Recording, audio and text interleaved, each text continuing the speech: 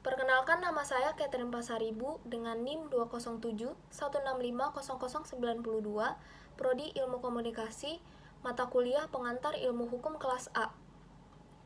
Pada kesempatan kali ini saya akan membacakan tugas rangkuman buku Pengantar Ilmu Hukum karangan R. Suroso. Bagian 1, Hukum sebagai objek ilmu hukum.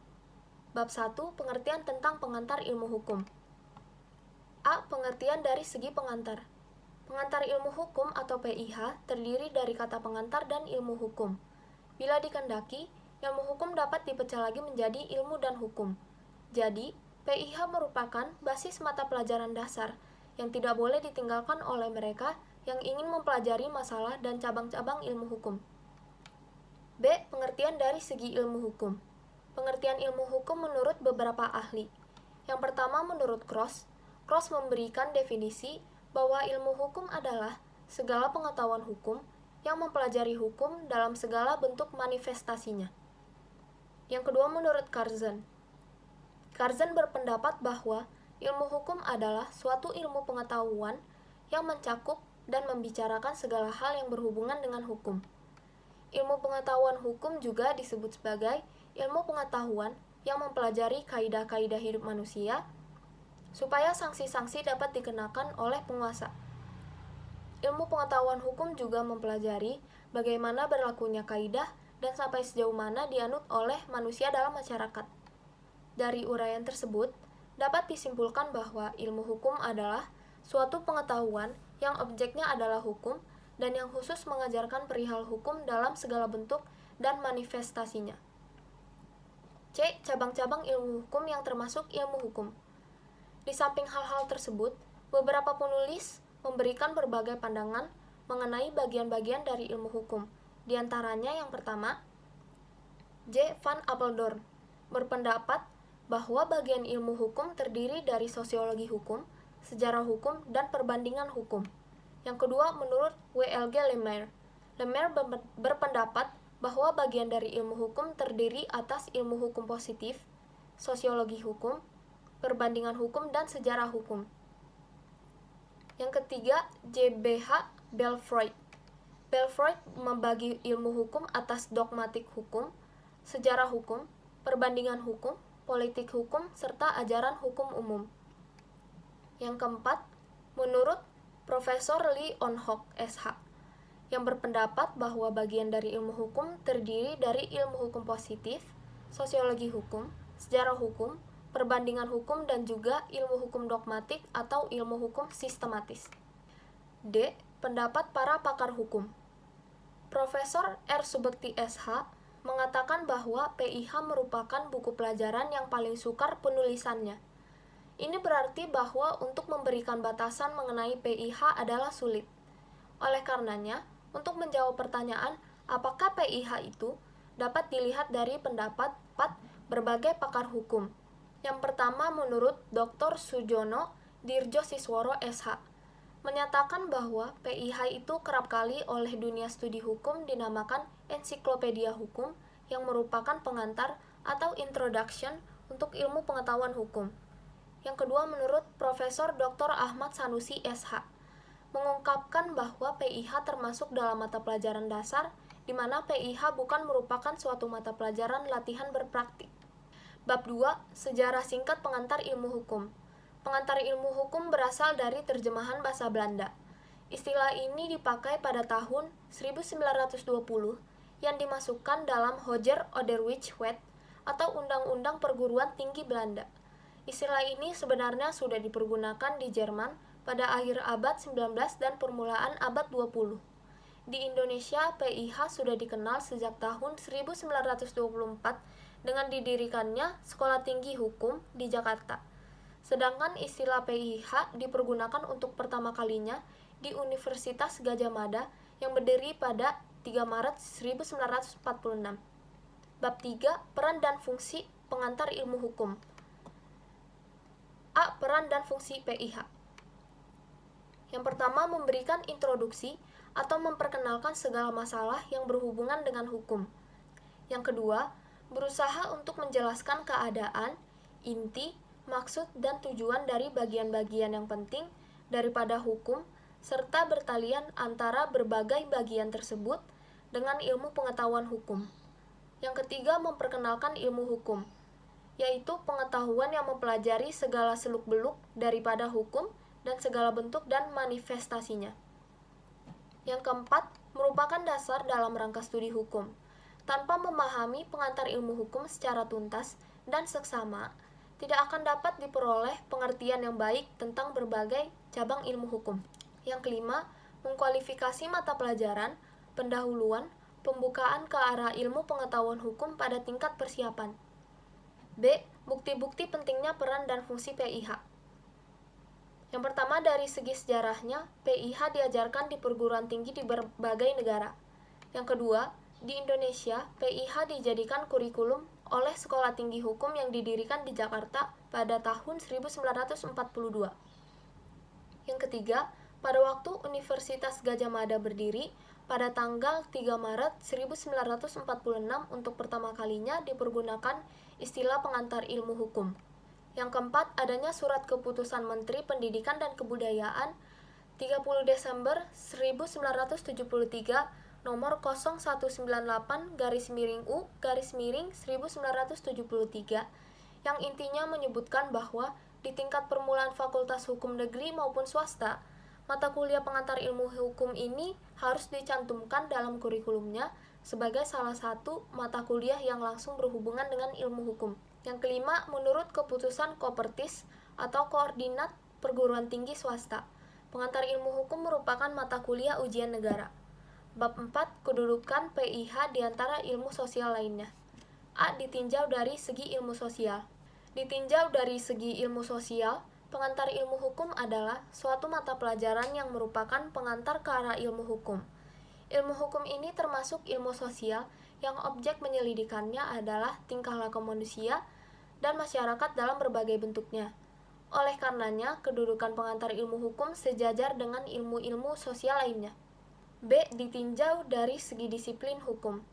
Ditinjau dari segi disiplin hukum, pengantar ilmu hukum merupakan salah satu bagian daripada disiplin hukum bersama dengan yang pertama, filsafat hukum, yaitu ilmu pengetahuan yang mempelajari pertanyaan-pertanyaan mendasar dari hukum atau tentang hakikat dari hukum dan dasar-dasar bagi kekuatan mengikat daripada hukum.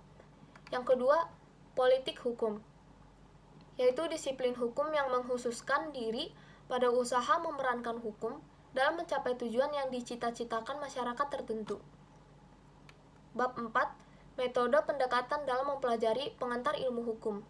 Yang pertama, pengantar ilmu hukum adalah sarana memperkenalkan ilmu hukum. Kedua, pengantar ilmu hukum mempelajari hukum dari segi ilmiahnya secara sentral dan universal. Yang ketiga, dengan menggabungkan pengetahuan ringkas mengenai keseluruhan acara dengan pengetahuan mendalam tentang tiap-tiap bagian dari acara itu, saling isi-mengisi, dan akan didapat suatu perpaduan pengetahuan yang benar-benar lengkap. Bab 6, persyaratan sebagai dosen pengantar ilmu hukum. Pertama, Profesor Dr. Ahmad Sanusi SH dalam bukunya PIH dan PTNI mengungkapkan seorang dosen PIH harus memenuhi syarat-syarat tersendiri, antara lain, yang pertama harus menguasai bahan-bahan, baik bahan-bahan yang menjadi keseluruhan pembahasan mata pelajaran PIH maupun pengetahuan lain yang mendukung PIH. Kedua, memahami syarat-syarat pedagogis. Ketiga, mempunyai kemampuan untuk menarik serta membangkitkan semangat mahasiswa. Yang keempat, mampu dan berani mempopulerkan acara kuliahnya. Yang kelima, memberi petunjuk kepada mahasiswa agar untuk selanjutnya dapat belajar menurut caranya sendiri. Kedua, Direktur Pendidikan Tinggi Departemen Pendidikan dan Kebudayaan dalam lampiran surat nomor 112 /DPT /C/3/73 menegaskan agar A. Pemberian pelajaran PIH jangan sampai merupakan pemberian pembelajaran filsafat hukum. B.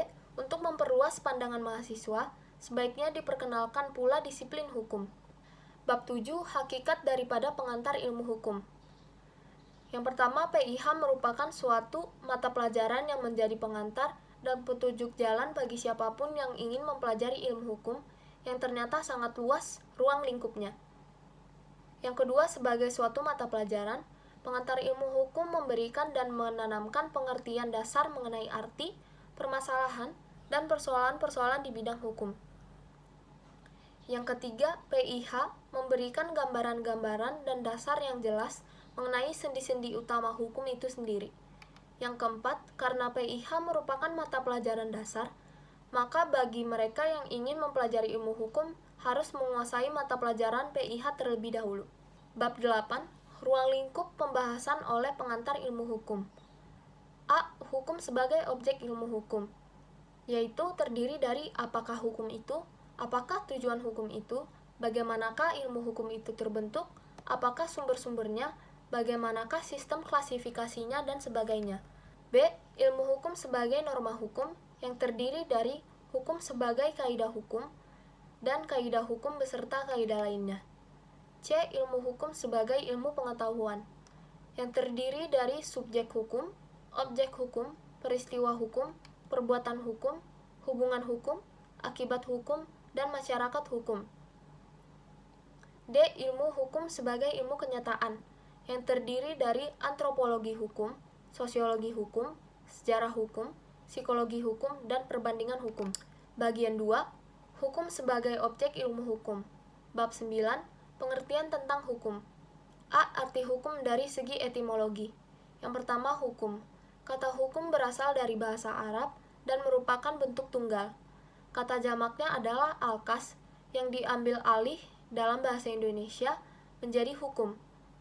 Di dalam pengertian hukum, terkandung pengertian bertalian erat dengan pengertian yang dapat melakukan paksaan.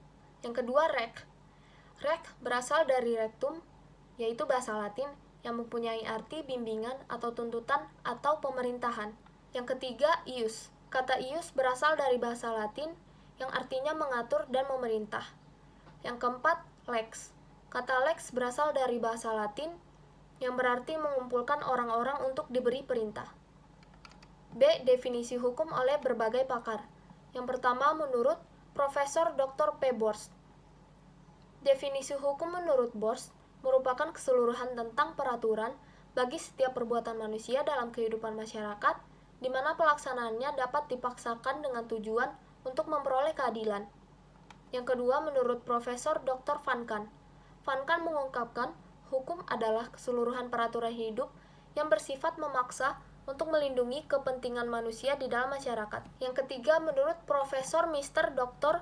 L.J. Van Apeldoorn, himpunan pedoman atau perintah dan larangan yang mengurus tata tertib suatu masyarakat, dan karma itu harus ditaati oleh masyarakat. Yang keempat, menurut W. Levensbergen. Levensbergen menyatakan bahwa hukum merupakan pengatur, khususnya untuk pengaturan perbuatan manusia di masyarakat, kemudian hukum merupakan agenda, kemudian menjadi perbuatan. C. Hukum dalam berbagai arti. Di sini akan membahas mengenai hukum menurut pandangan masyarakat, yang meliputi, pertama, hukum sebagai keputusan penguasa.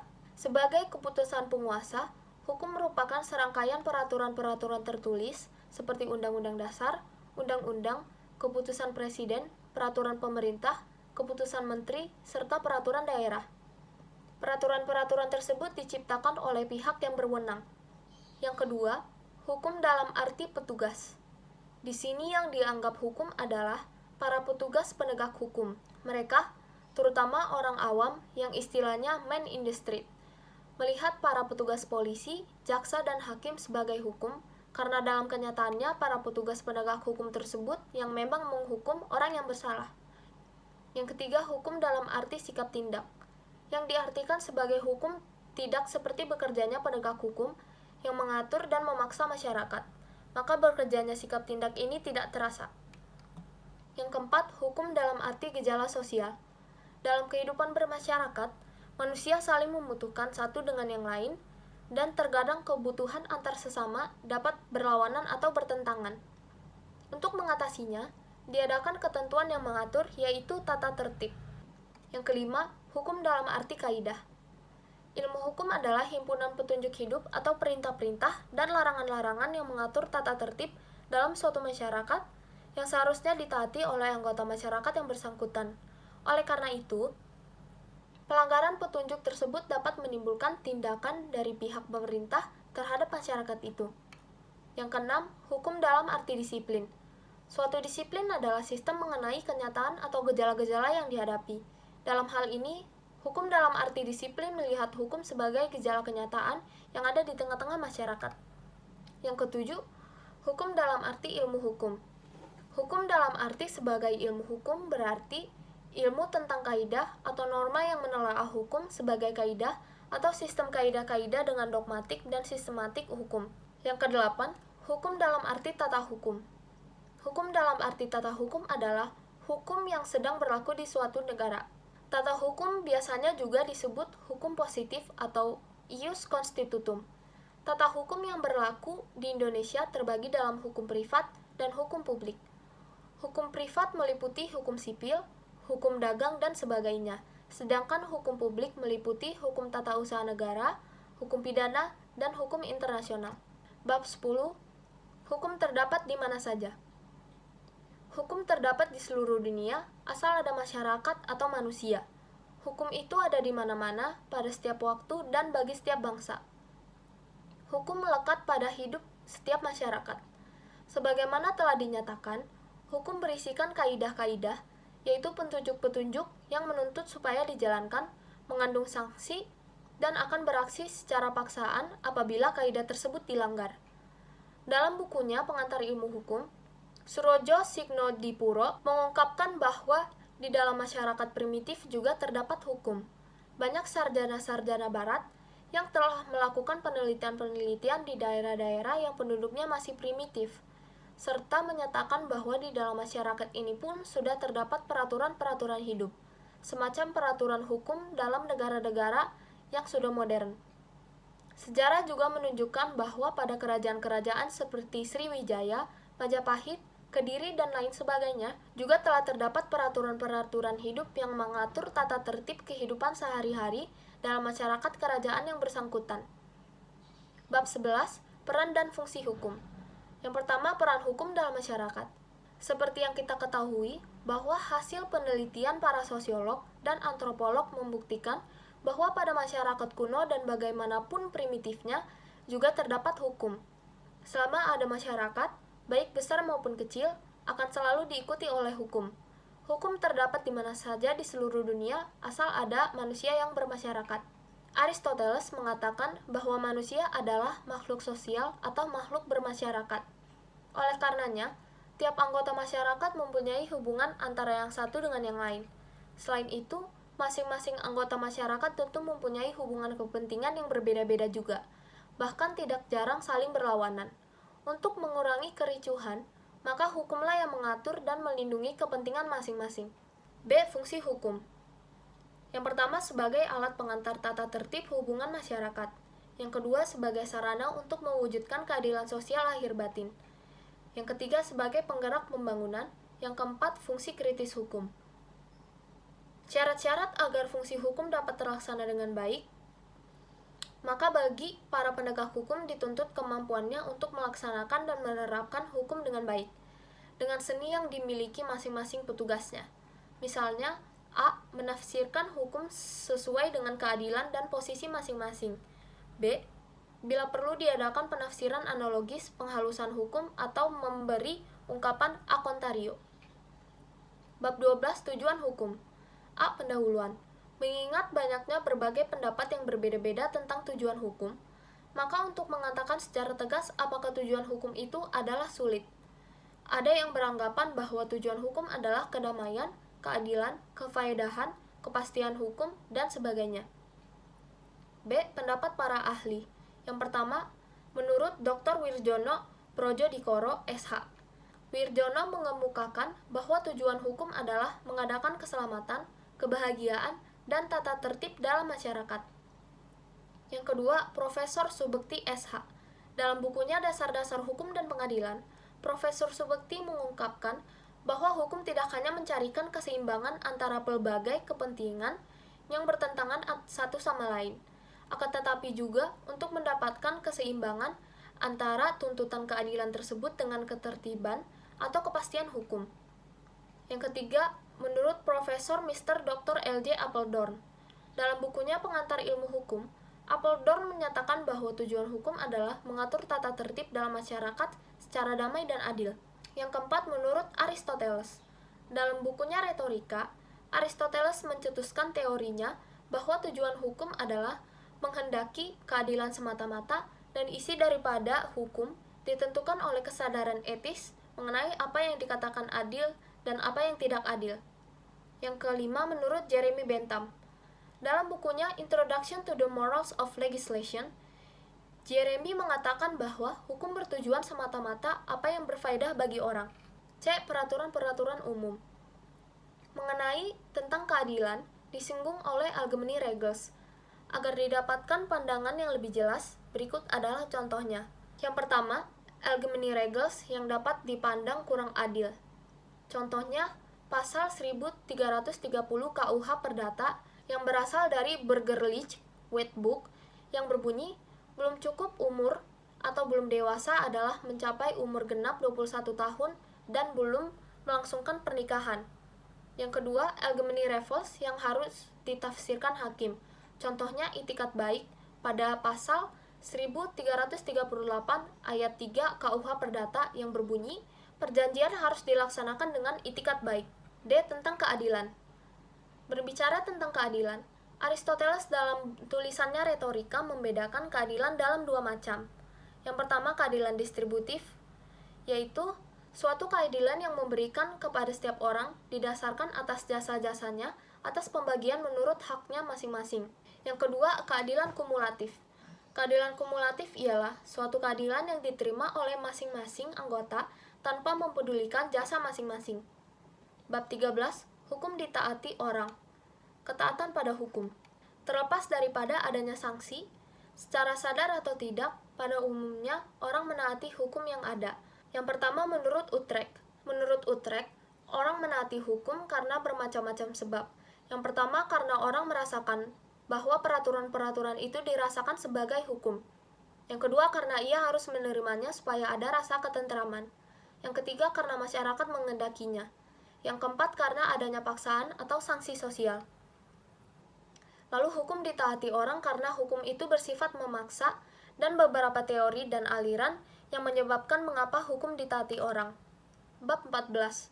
Kodifikasi dan perkembangan hukum. Apakah kodifikasi itu? Kodifikasi hukum adalah pembukaan hukum dalam suatu himpunan undang-undang dalam materi yang sama. Tujuan dari kodifikasi hukum adalah agar didapat suatu kesatuan hukum dan suatu kodifikasi nasional. B. Mengapa tumbuh kodifikasi hukum? Secara nasional tidak terdapat kesatuan hukum dan kepastian hukum karena masing-masing daerah memakai hukumnya sendiri-sendiri, yang berbeda-beda juga antara yang satu dengan yang lain. Maka, demi untuk adanya kesatuan dan kepastian hukum, Indonesia memerlukan hukum yang bersifat nasional yang berlaku sama bagi seluruh negara Republik Indonesia. C. Perkembangan kodifikasi hukum. Dengan adanya Kode Sivil atau Kode Napoleon, timbullah anggapan bahwa seluruh permasalahan hukum sudah tertampung dalam suatu undang-undang, yaitu undang-undang nasional. Yang kedua, di luar undang-undang tidak ada hukum. Yang ketiga, hakim hanya melaksanakan undang-undang yang berlaku di seluruh negara. D. Aliran-aliran hukum yang timbul kemudian. Yang pertama, aliran hukum bebas. Ajaran ini timbul pada tahun 1840 karena ajaran legisme dianggap tidak dapat memenuhi kebutuhan masyarakat. Yang kedua, aliran penemuan hukum. Aliran ini mempergunakan undang-undang dan hukum di luar undang-undang. Aliran penemuan hukum merupakan aliran masa kini yang dipergunakan di berbagai negara termasuk di Indonesia. Bab 15, aliran-aliran praktik hukum. Di dalam praktik terdapat 3 aliran hukum, yaitu yang pertama aliran legisme, di mana aliran ini berpendapat bahwa satu-satunya sumber hukum adalah undang-undang dan di luar undang-undang tidak ada hukum. Yang kedua ada aliran hukum bebas. Aliran ini bertolak belakang dari aliran legisme. Lahirnya aliran hukum bebas ini dilatar belakangi oleh melihat kekurangan-kekurangan dari aliran legisme yang ternyata tidak dapat memenuhi kebutuhan dan tidak dapat mengatasi persoalan-persoalan baru. Aliran ini merupakan aliran bebas yang hukumnya tidak dibuat oleh badan legislatif dan menyatakan bahwa hukum terdapat di luar undang-undang. Yang ketiga, aliran penemuan hukum. Aliran ini merupakan aliran dari antara legisme dan hukum bebas. Aliran ini berpegang pada undang-undang, tetapi tidak seketat aliran legisme. D. Aliran yang berlaku di Indonesia. Indonesia mempergunakan aliran penemuan hukum. Ini berarti bahwa hakim dalam memutuskan perkara berpegang pada undang-undang dan hukum lainnya yang berlaku di dalam masyarakat secara kebebasan, terikat dan keterikatan yang bebas. Bab 16. Terbentuknya hukum. Terbentuknya hukum itu dimulai dari kebiasaan yang mudah yang dirasakan sebagai kewajiban untuk bersikap tindak dan kemudian mendapat sanksi apabila tidak melaksanakan apa yang telah ditentukan oleh kebiasaan tersebut. A. Pembentukan hukum di Inggris. Hukum di Inggris berasal dari kebiasaan dalam masyarakat yang dikembangkan oleh pengadilan. Hukum ini disebut common law. Perkembangan ini dimulai pada tahun 1066 sewaktu Inggris dijajah oleh bangsa Normandi dengan rajanya yang terkenal, William de Conquer, yang kemudian dilanjutkan oleh pengganti-penggantinya. Inggris menganut sistem hukum common law, di mana hukumnya terjadi dari kebiasaan jurisprudensi dan perundang-undangan. B. Pembentukan hukum di Indonesia. Dengan versi yang lebih khas, hukum di Indonesia tumbuh dari kebiasaan dalam masyarakat yang dikenal sebagai hukum adat. Namun, hukum ini terbatas pada hukum perdata, khususnya bagi golongan warga negara asli. C. Pandangan legisme, hukum bebas, dan penemuan hukum. Seperti yang sudah dijelaskan sebelumnya, pertama, pandangan legisme berkembang dan berpengaruh sampai pertengahan abad 19. Menurut pandangan legisme, hukum hanya terbentuk oleh perundang-undangan dan bahwa di luar undang-undang tidak ada hukum. Yang kedua, pandangan hukum bebas menyatakan bahwa hukum hanya terbentuk oleh peradilan. Pandangan ini menitikberatkan pada kegunaan sosial. Yang ketiga, pandangan penemuan hukum. Pandangan ini menyatakan bahwa hukum terbentuk melalui beberapa cara. Pertama, karena pembentukan undang-undang yang membuat aturan hukum, hakim harus menerapkan undang-undang. Penerapan undang-undang tidak dapat lengkap sempurna. Di samping oleh perundang-undangan dan peradilan, pandangan ini menganggap bahwa hukum juga terbentuk karena di dalam pergaulan sosial terbentuk kebiasaan. Bab 17. Penafsiran hukum. A. Macam-macam cara penafsiran. Yang pertama dalam pengertian subjektif dan objektif. Dalam pengertian subjektif, apabila ditafsirkan seperti yang dikehendaki oleh pembuat undang-undang, sedangkan dalam pengertian objektif, apabila penafsirannya lepas daripada pendapat pembuat undang-undang dan sesuai dengan adat bahasa sehari-hari. Yang kedua, dalam pengertian sempit dan luas. Dalam pengertian sempit, yaitu apabila dalil yang ditafsirkan diberi pengertian yang sangat dibatasi. Sedangkan dalam pengertian secara luas, yaitu apabila dalil ditafsirkan diberi pengertian seluas-luasnya. B. Metode penafsiran. Yang pertama, macam-macam metode penafsiran. Di dalam ilmu hukum, metode penafsiran adalah penafsiran menurut A. Tata bahasa dan arti kata-kata atau istilah. B. Sejarah yang meliputi penafsiran sejarah hukum dan penafsiran sejarah pembuatan undang-undang. C. Sistem dari peraturan atau perundang-undangan yang bersangkutan. D. Keadaan masyarakat. E. Otentik. Dan F. Perbandingan. Yang kedua, cara penerapan metode-metode penafsiran. Dalam melaksanakan penafsiran peraturan perundang-undangan, pertama-tama selalu dilakukan penafsiran gramatikal. Karena pada hakikatnya, untuk memahami teks peraturan perundang-undangan, harus dimengerti terlebih dahulu arti kata-katanya. Apabila perlu dilanjutkan dengan penafsiran otentik atau penafsiran resmi yang ditafsirkan oleh pembuat undang-undang itu sendiri, kemudian dilanjutkan dengan penafsiran historis dan sosiologis. C. Penjelasan tentang berbagai macam metode penafsiran. Yang pertama, penafsiran gramatikal, yaitu penafsiran menurut tata bahasa atau kata-kata. Yang kedua, penafsiran historis atau sejarah. Penafsiran dengan cara ini adalah meneliti sejarah daripada undang-undang yang bersangkutan. Yang ketiga, penafsiran sistematis, yaitu suatu penafsiran yang menghubungkan pasal yang satu dengan pasal-pasal yang lain dalam suatu perundang-undangan hukum lainnya. Yang keempat, penafsiran sosiologis, yaitu penafsiran yang disesuaikan dengan keadaan masyarakat, yang merupakan penafsiran yang disesuaikan dengan keadaan sosial di dalam suatu masyarakat agar penerapan hukum dapat sesuai dengan tujuannya. Yang kelima, penafsiran otentik. Penafsiran otentik adalah penafsiran secara resmi yang dilakukan oleh pembuat undang-undang itu sendiri atau oleh instansi yang ditentukan oleh siapapun dan pihak manapun. Yang keenam, penafsiran perbandingan. Penafsiran perbandingan adalah suatu penafsiran dengan membandingkan antara hukum lama dengan hukum positif yang berlaku saat ini, yaitu antara hukum nasional dengan hukum asing dan hukum kolonial. Bab 18, pengisian kekosongan hukum. A. Pendahuluan. Pekerjaan pembuat undang-undang mempunyai dua aspek, yaitu yang pertama, pembuat undang-undang hanya menetapkan peraturan-peraturan umum saja mengenai pertimbangan-pertimbangan tentang hal-hal yang konkret diserahkan kepada hakim. Yang kedua, pembuat undang-undang selalu ketinggalan dengan kejadian-kejadian sosial yang timbul kemudian di dalam masyarakat. Maka hakim sering menambah undang-undang itu. B. Konstruksi hukum atau penafsiran analogis. Penafsiran analogis adalah penafsiran daripada suatu peraturan hukum dengan memberi ibarat atau kiasan pada kata-kata tersebut sesuai dengan asas hukumnya, sehingga suatu peristiwa yang sebenarnya tidak dapat dimasukkan. C. Penghalusan hukum. Penghalusan hukum ialah memperlakukan hukum sedemikian rupa atau secara halus, sehingga seolah-olah tidak ada pihak yang disalahkan. Penghalusan hukum bermaksud mengisi kekosongan dalam sistem undang-undang.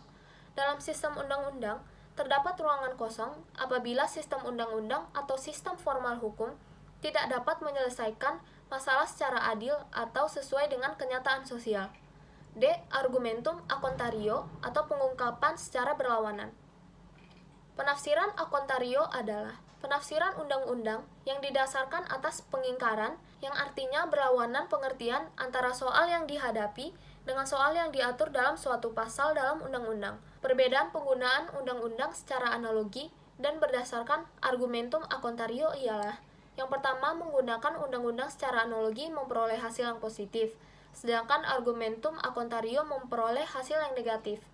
Yang kedua, menggunakan undang-undang secara analogi adalah memperluas berlakunya ketentuan hukum dan peraturan perundang-undangan, sedangkan secara a contrario mempersempit berlakunya ketentuan undang-undang. Lalu ada persamaan penggunaan undang-undang secara analogi dan berdasarkan argumentum a contrario. Yang pertama, sama-sama berdasarkan konstruksi hukum. Yang kedua, kedua cara tersebut dapat dipergunakan untuk menyelesaikan suatu masalah. Yang ketiga, kedua cara tersebut diterapkan sewaktu pasal dan peraturan perundang-undangan tidak menyebut masalah yang dihadapi. Yang keempat, maksud dan tujuan antara kedua cara tersebut adalah sama-sama untuk mengisi kekosongan di dalam undang-undang. Bab 19, sumber-sumber hukum. A. Arti tentang sumber hukum. Sumber hukum adalah segala sesuatu yang menimbulkan aturan-aturan yang mengikat dan memaksa, sehingga apabila aturan-aturan ini dilanggar, akan menimbulkan sanksi yang tegas dan nyata bagi pelanggarnya. B. Pendapat berbagai pakar hukum. Yang pertama menurut Algra, yaitu A. Sumber materiil, berarti di mana tempat materi yang nantinya akan dijadikan hukum tersebut diambil. Sumber hukum akan membantu pembentukan hukum yang meliputi hubungan sosial, kekuatan politik, situasi sosial, ekonomi, budaya, serta agama dan sebagainya. B. Sumber hukum formil, yang berarti dari mana asal-muasal kekuatan peraturan tersebut didapat. Yang kedua, menurut Van Apeldoorn. A. Sumber hukum historis, yaitu tempat kita dapat menemukan hukumnya dalam sejarah atau dari segi historis. B. Sumber hukum arti sosiologis, salah satu faktor yang menentukan isi hukum positif, seperti misalnya keadaan agama, pandangan agama, kebudayaan, dan sebagainya. C. Sumber hukum dalam arti filosofis, yang menyatakan asal isi hukum. D. Sumber hukum dalam arti formil. Sumber hukum ini dapat dilihat dari segi terjadinya hukum positif, merupakan fakta yang menimbulkan hukum yang berlaku yang mengikat hakim dan penduduk. C. Undang-undang. A. Pendahuluan. Undang-undang merupakan sumber hukum formal di samping kebiasaan, traktat, jurisprudensi, dan doktrin. B. Apakah undang-undang itu? Menurut pendapat lama, dari aliran legisme pada abad 19, undang-undang adalah hukum. Dengan demikian, timbullah anggapan bahwa undang-undang adalah hukum, sehingga hakim hanya merupakan subsumsi otomat yang dalam memberikan putusannya cukup dengan dasar undang-undang. C. Terbentuknya undang-undang. Yang pertama, cara pembentukan undang-undang. Cara pembentukan undang-undang dan badan mana yang diberi wewenang tergantung kepada sistem pemerintahan yang dianut oleh suatu negara yang bersangkutan. 2. Pembentukan undang-undang. Cara pembuatan undang-undang di Indonesia. Berdasarkan Undang-Undang Dasar, maka pembuatan undang-undang dilaksanakan oleh Presiden bersama Dewan Perwakilan Rakyat atau DPR yang tertuang dalam Undang-Undang Dasar 1945 Pasal 5. Ketiga, kedudukan Presiden dan DPR sama kuatnya. Hak ini terlihat dari pasal-pasal dalam Undang-Undang Dasar 1945 yang berbunyi sebagai berikut. Pasal 5, Presiden memegang kekuasaan membentuk undang-undang dengan persetujuan DPR. Pasal 20, tiap undang-undang mengendaki persetujuan DPR. Pasal 20 ayat 1, Presiden dan anggota DPR sama-sama berhak mengambil inisiatif. Pasal 20 ayat 2, jika suatu rancangan undang-undang tidak mendapat persetujuan dari DPR, maka rancangan tadi tidak boleh diajukan lagi dalam persidangan DPR pada masa itu. Pasal 21 ayat 2, jika rancangan itu meskipun disetujui oleh DPR, tetapi tidak disahkan oleh Presiden, maka rancangan tersebut tidak boleh diajukan lagi dalam persidangan DPR pada masa itu. D. Undang-undang dalam arti formil dan material. Yang pertama, undang-undang dalam arti formil, yaitu keputusan penguasa yang diberi nama undang-undang atau undang-undang yang dilihat dari segi bentuknya. Yang kedua, undang-undang dalam arti material. Yang dimaksud dengan undang-undang dalam arti material adalah A. Penetapan kaidah hukum yang disebutkan dengan tegas, sehingga menurut sifatnya menjadi mengikat. B. Semua peraturan perundang-undangan yang bersifat mengatur, artinya berlaku untuk hukum. C. Keputusan penguasa yang dilihat dari segi isinya, mempunyai kekuatan yang mengikat untuk umum. Selanjutnya E. Tata jenjang atau hierarki perundang-undangan. 1. Pengertian tata jenjang perundang-undangan, yaitu urutan-urutan mengenai tingkat dan derajat daripada undang-undang yang bersangkutan dengan mengingat badan yang berwenang yang membuatnya dan masalah-masalah yang diaturnya. Undang-undang yang lebih rendah tingkatannya tidak boleh bertentangan dengan undang-undang yang lebih tinggi. 2. Bagaimanakah derajat kedudukan Undang-Undang Dasar 1945? A. Dari arti material. Undang-Undang Dasar 1945 mempunyai kedudukan tertinggi dibandingkan dengan undang-undang lainnya, karena Undang-Undang Dasar 1945 memuat organisasi negara dari jaminan individual atau negara terhadap kewenangan negara. B. Dalam arti formil. Undang-Undang 1945 mempunyai derajat lebih tinggi daripada undang-undang lainnya karena dalam hal-hal tertentu secara kausal tergantung pada Undang-Undang Dasar 1945 dan pada umumnya penyelenggaraan lebih lanjut diletakkan pada asas-asas dalam Undang-Undang Dasar 1945. C. Dari segi Pancasila. Undang-Undang Dasar 1945 merupakan norma dasar dan sumber dari segala sumber hukum, karena terdapat dalam pembukaan Undang-Undang Dasar 1945 dan tidak dapat digolongkan ke dalam jenis peraturan. D. Dari segi Undang-Undang 1945 sebagai hukum dasar yang tertulis dalam TAP MPRS nomor 20 tahun 1966. 3. Di mana letak tata jenjang TAP MPR? TAP MPR yang berupa peraturan termasuk peraturan dasar dan merupakan sumber hukum bagi peraturan perundang-undangan yang sebenarnya. Keempat, letak tata jenjang undang-undang, peraturan pemerintah, dan sebagainya. Undang-undang, peraturan pemerintah, pengganti undang-undang atau Perpu adalah undang-undang yang juga merupakan sumber segala sumber hukum dalam arti formil tingkatan menengah. Sedangkan peraturan pemerintah, keputusan presiden, menteri, dirjen, direktur, peraturan gubernur, bupati atau wali kota, dan selanjutnya, termasuk peraturan pelaksanaan yang juga merupakan sumber hukum dalam arti formil yang berkedudukan lebih rendah. Kelima, bagaimana bentuk dan tata urutan perundangan di Indonesia? A. Setelah Indonesia merdeka. TAP MPRS nomor 20 /MPRS tahun 1996 tentang Memorandum DPR-GR mengenai sumber tertib hukum Republik Indonesia dan tata urutan perundang-undangan Republik Indonesia. Urutannya yaitu Undang-Undang Dasar 1945, Ketetapan MPR, Undang-Undang dan Peraturan Pemerintah Pengganti Undang-Undang, Peraturan Pemerintah, Keputusan Presiden, peraturan pelaksana dari peraturan Menteri Direktur Jenderal dan Direktur, peraturan daerah tingkat 1 dan peraturan pelaksanaannya. Yang kedua, sebelum Indonesia merdeka atau zaman Hindia Belanda. Hierarki undang-undang dalam arti material pada waktu zaman Hindia Belanda seperti di bawah ini. Yang pertama, wet atau undang-undang yang dibuat oleh Raja Belanda dengan dibantu oleh Menteri Jajahan dengan mendengarkan Raad van State bersama-sama dengan State General. Yang kedua, KB yang dibuat oleh Raja Belanda dengan dibantu oleh Menteri Jajahan dengan mendengarkan Raad van State. Yang ketiga, Ordonantie dibuat oleh Governor General yang mendengarkan Raad van Nederlands-Indië bersama-sama dengan Volksraad. D. Regeringsverordening Verordening dibuat oleh Governor General dengan Raad van Nederlands-Indië sebagai peraturan pelaksanaan daripada Wet, KB, dan Ordonantie. Ketiga, hierarki perundang-undangan di Belanda.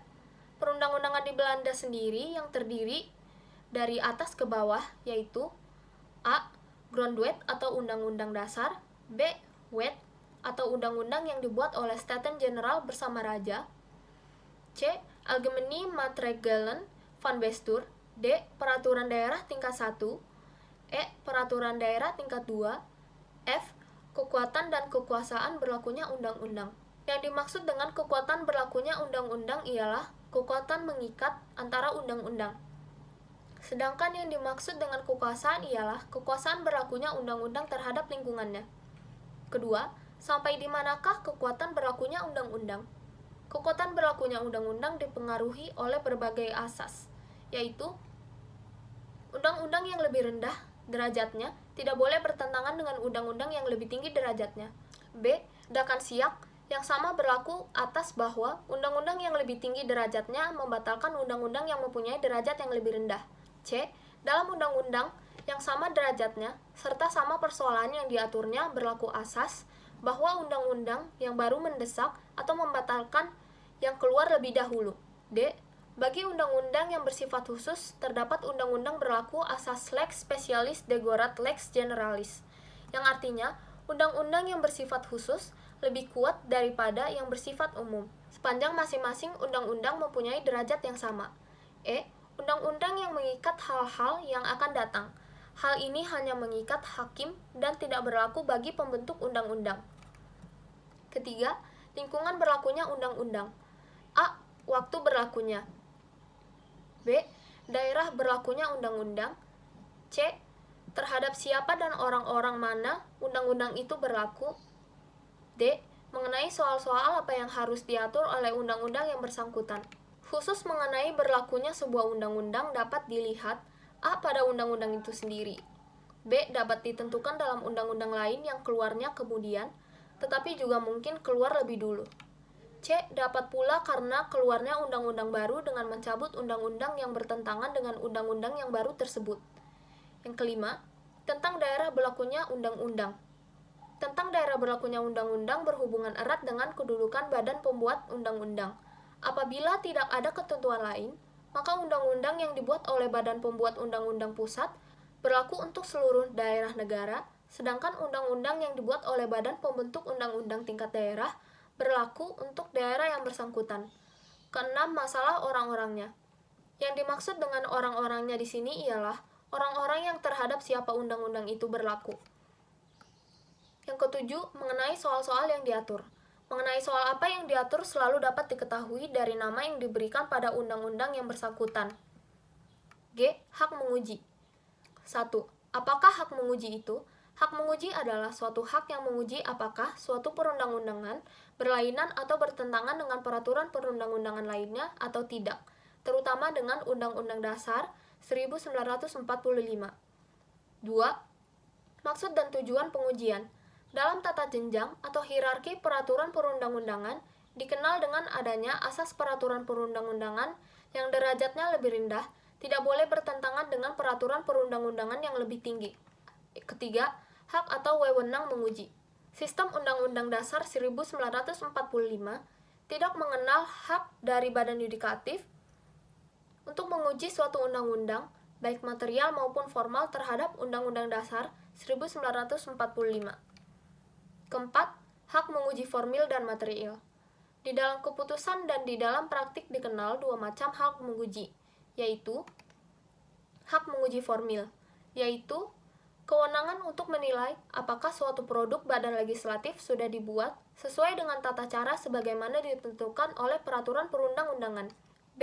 Hak menguji material, yaitu kewenangan menyelidiki dan kemudian menilai apakah isi suatu peraturan perundang-undangan sesuai atau bertentangan dengan peraturan perundang-undangan lainnya.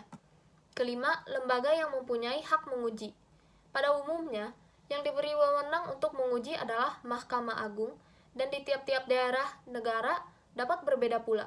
Profesor Supomo berpendapat bahwa Undang-Undang Dasar 1945 tidak mengakui hakim menguji material, dengan alasan, pertama, Undang-Undang Dasar 1945 tidak mengenal trias politika, sedangkan hak menguji hanya terdapat dalam negara-negara yang menganut sistem trias politika. Kedua, pada waktu pembentukan Undang-Undang Dasar 1945, jumlah ahli hukum Indonesia belum banyak dan juga belum berpengalaman dalam bidang pengujian material. D. Kebiasaan. 1. Pengertian tentang kebiasaan. Profesor Dr. Sudikno SH dalam bukunya Mengenal Hukum menguraikan bahwa kebiasaan merupakan tindakan menurut pola tingkah laku yang tetap, ajeg, lazim, normal, atau bahkan adat dalam masyarakat atau pergaulan hidup tertentu. Perilaku yang tetap atau ajeg berarti merupakan perilaku manusia. 2. Hukum kebiasaan. Menurut uraian di atas, kebiasaan adalah perbuatan manusia yang dilakukan berulang-ulang mengenai hal tingkah laku kebiasaan yang diterima oleh suatu masyarakat yang selalu dilakukan oleh orang lain sedemikian rupa, sehingga masyarakat beranggapan bahwa memang harus berlaku demikian. D. Perbandingan antara hukum kebiasaan dan undang-undang. 1. Kelemahan hukum kebiasaan. Bahwa hukum kebiasaan mempunyai beberapa kelemahan, yaitu hukum kebiasaan bersifat tidak tertulis, karena itu tidak dapat dirumuskan secara jelas dan pada umumnya sukar menggantinya. Lalu bahwa hukum kebiasaan tidak menjamin kepastian hukum dan sering menyulitkan beracara karena hukum kebiasaan mempunyai sifat aneka ragam. Kedua, persamaan antara hukum kebiasaan dan undang-undang. Keduanya merupakan penegasan pandangan hukum yang terdapat di dalam masyarakat dan merupakan perumusan kesadaran hukum suatu bangsa. Ketiga, perbedaan antara hukum kebiasaan dan undang-undang. Undang-undang merupakan keputusan pemerintah yang dibebankan kepada orang, yaitu subjek hukum. Sedangkan kebiasaan merupakan peraturan yang timbul dari pergaulan. Undang-undang juga lebih memilih menjamin kepastian hukum daripada hukum kebiasaan. Keempat, penyelesaian dalam konflik antara hukum kebiasaan dan undang-undang. Kalau undang-undang berisi ketentuan-ketentuan yang bersifat memaksa dan bertentangan dengan hukum kebiasaan, maka undang-undang mengalahkan hukum kebiasaan. Sebaliknya, apabila undang-undang itu bersifat pelengkap, maka hukum kebiasaan mengesampingkan undang-undang. Hubungan hukum kebiasaan dan hukum adat. Hukum adat merupakan hukum tak tertulis yang disebut juga hukum tradisional dan sudah menjadi kepribadian bagi bangsa. Hukum adat termasuk dalam hukum kebiasaan. Perbedaan antara kebiasaan dan adat adalah perbedaan asal. Adat bersumber agak sakral atau suci dan berhubungan dengan tradisi rakyat Indonesia yang telah turun-temurun. Sedangkan kebiasaan mempunyai wilayah berlakunya yang biasanya berada di kota dan belum atau tidak merupakan tradisi rakyat sebagian besar. Jurisprudensi. A. Pengertian jurisprudensi. Menurut Purnadi Purbacaraka, dalam bukunya Perundang-undangan dan Jurisprudensi menyebutkan, jurisprudensi berasal dari kata jurisprudentia, yaitu bahasa Latin yang berarti pengetahuan hukum. Kata jurisprudensi sebagai istilah teknis Indonesia sama artinya dengan jurisprudenti dalam bahasa Prancis, yaitu peradilan tetap atau bukan peradilan. B. Timbulnya jurisprudensi. Timbulnya jurisprudensi bersumber pada ketentuan umum tentang peraturan perundang-undangan untuk Indonesia yang diundangkan pada 30 April 1847 berdasarkan pasal 2 Peraturan Peralihan Undang-Undang Dasar 1945. C. Sebab-sebab seorang hakim mempergunakan putusan hakim lain. 1. Pertimbangan psikologis. Karena keputusan hakim mempunyai kekuatan atau kekuasaan hukum, terutama keputusan pengadilan tinggi dan Mahkamah Agung, maka biasanya hakim bawahan segan untuk tidak mengikuti utusan tersebut. Kedua, pertimbangan praktis. Karena dalam kasus yang sama, sudah pernah dijatuhkan putusan oleh hakim terdahulu, lebih-lebih apabila putusan itu sudah dibenarkan atau diperkuat oleh pengadilan tinggi dan Mahkamah Agung, maka akan lebih praktis apabila hakim berikut yang memberikan putusan yang sama. Ketiga, pendapat yang sama. Karena hakim yang bersangkutan sependapat dengan keputusan hakim yang lain terlebih dahulu, terutama apabila isi dan tujuan undang-undang sudah tidak sesuai lagi dengan keadaan sosial yang nyata pada waktu kemudian, maka sudah wajar apabila keputusan hakim lain tersebut dipergunakan. D. Macam-macam jurisprudensi. Yang pertama, jurisprudensi tetap, yaitu keputusan-keputusan hakim yang berulang kali dipergunakan pada kasus-kasus yang sama. Kedua, jurisprudensi tidak tetap, yaitu jurisprudensi yang belum masuk menjadi jurisprudensi tetap. E. Dasar hukum jurisprudensi. Dasar hukum jurisprudensi adalah dasar historis, yaitu secara historis diikutinya oleh umum. Adanya kekurangan daripada hukum yang ada, karena pembuat undang-undang tidak dapat mewujudkan segala sesuatu dalam undang-undang, maka jurisprudensi digunakan untuk mengisi kekurangan dari undang-undang tersebut. F. Jurisprudensi sebagai sumber hukum formil. Menurut Van Apeldoorn, ia tidak membenarkan bahwa jurisprudensi itu merupakan sumber-sumber hukum. Putusan-putusan hakim yang diikuti oleh hakim-hakim lainnya adalah faktor dalam pembentukan hukum. G. Nilai dan arti pentingnya jurisprudensi ditinjau dari berbagai segi aliran-aliran hukum. Yang pertama, anggapan menurut aliran legisme. Aliran ini beranggapan bahwa undang-undang itu sedemikian sempurnanya sehingga semua persoalan hukum yang ada di masyarakat sudah tertampung oleh undang-undang. Hakim dalam melaksanakan tugasnya sekedar sebagai mulut peraturan-peraturan.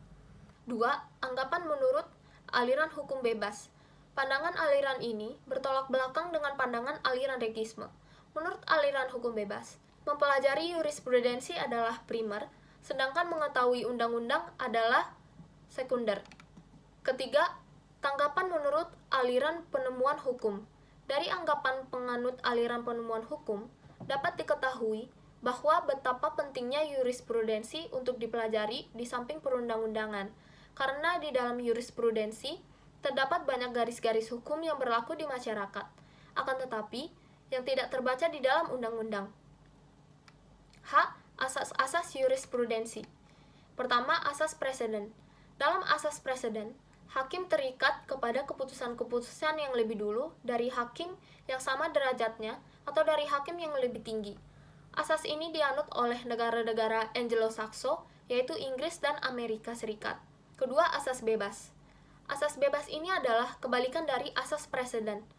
Di sini, petugas peradilan tidak terikat pada keputusan-keputusan hakim sebelumnya pada tingkatan sejajar maupun hakim yang lebih tinggi. Asas ini dianut oleh negeri Belanda dan Perancis. I. Pencatatan atau pembukuan dari jurisprudensi. Jurisprudensi di Indonesia yang penting biasanya dibuat di majalah-majalah, bahkan sekarang dapat dijumpai dalam penerbitan-penerbitan khusus, sehingga lebih mudah untuk mendapatkan atau mempelajarinya. F. Traktat. Traktat adalah perjanjian yang dibuat antar negara yang dituangkan dalam bentuk tertentu. Perjanjian tersebut merupakan perjanjian internasional. Suatu negara juga dapat membuat perjanjian dengan negara lain tanpa harus membentuk traktat, yang misalnya pertukaran nota atau surat biasa. Meskipun demikian, dari segi yuridis, nilai surat-surat seperti itu sama dengan nilai traktat. B. Macam-macam traktat. Yang pertama, traktat bilateral, yaitu apabila perjanjiannya terjadi antara dua negara. Kedua, traktat kolektif atau traktat terbuka. Traktat kolektif adalah traktat multilateral yang boleh dimasuki negara lain. C. Akibat yang menyangkut orang. Apabila perjanjian itu menyangkut hubungan antara orang dengan orang lain, maka timbul hukum privat internasional. Sedangkan yang menyangkut banyak orang atau hukum atau negara menimbulkan hukum publik internasionalistik. Bila perjanjian adalah perjanjian perorangan atau secara individu, atau bahkan swasta dengan orang lainnya secara individual, atau badan hukum lainnya akan menimbulkan perjanjian atau kontrak biasa. D. Pembuatan traktat. Pelaksanaan pembuatan traktat dilakukan dalam beberapa tahap, yaitu pertama, tahap perundingan. Traktat bilateral dipersiapkan dengan perundingan-perundingan langsung secara lisan atau tertulis. Bahkan dapat pula secara telegrafis atau surat kawat. B. Tata penutupan. Kedua, tata penutupan. Apabila perundingan-perundingan tersebut telah tercapai persetujuan, maka perundingan ditutup dengan suatu naskah dalam bentuk teks tertulis yang terkenal dengan nama Piagam Hasil Perundingan. Ketiga, tahap pengesahan atau ratifikasi. Persetujuan piagam tersebut didasarkan atas persetujuan lembaga-lembaga yang berwenang itu.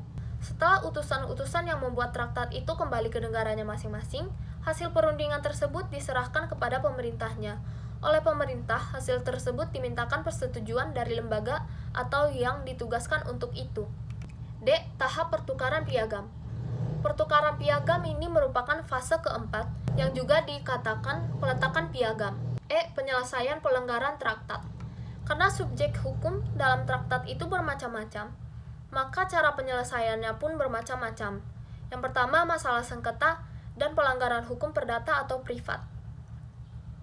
Pelanggaran hukum perdata dilakukan oleh subjek hukum manusia pribadi atau badan hukum privat. Biasanya diselesaikan oleh Badan Pengadilan atau Yudikatif Nasional di tempat terjadinya penyelenggaraan sesuai dengan asas teritorial. Yang kedua, dalam masalah penyelenggaraan hukum publik. Penyelenggaranya adalah subjek hukum badan, yaitu negara, dan sanksi yang dikenakan dilakukan oleh Badan Yudikatif Internasional.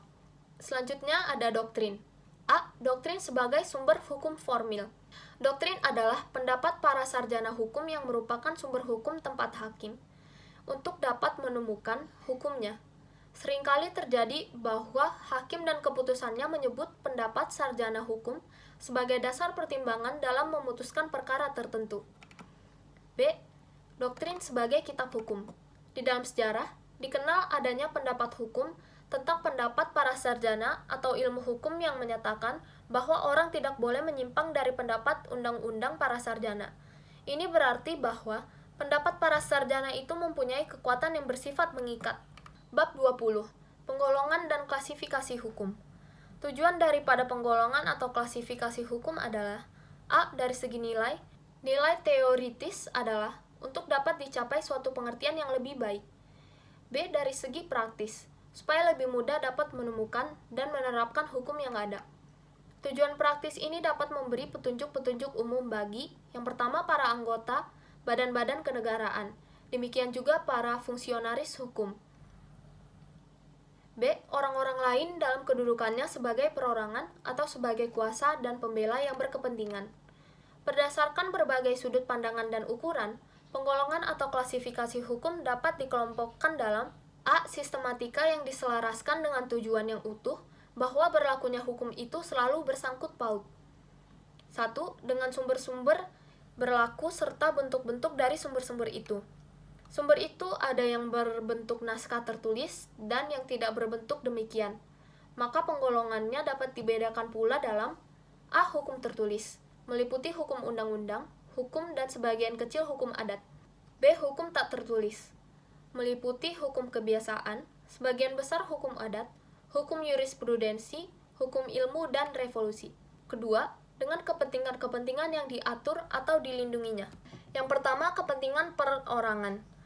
Yang kedua, kepentingan masyarakat, seperti hal mendirikan tempat permusyawaratan di desa-desa, hal pengakuan badan-badan hukum, mendirikan perkumpulan dan sebagainya. Ketiga, kepentingan negara, seperti keamanan, batas-batas wewenang dari badan-badan negara, dan cara-cara melaksanakannya. Yang ketiga, dengan hubungan aturan-aturan hukum itu satu sama lain. Di sini diperkenalkan dasar klasifikasi yang patut diperbandingkan, terutama oleh kita yang hendak menaruh perhatian terhadap hukum positif dan demikian pula terhadap ilmu pengetahuan hukum di Indonesia.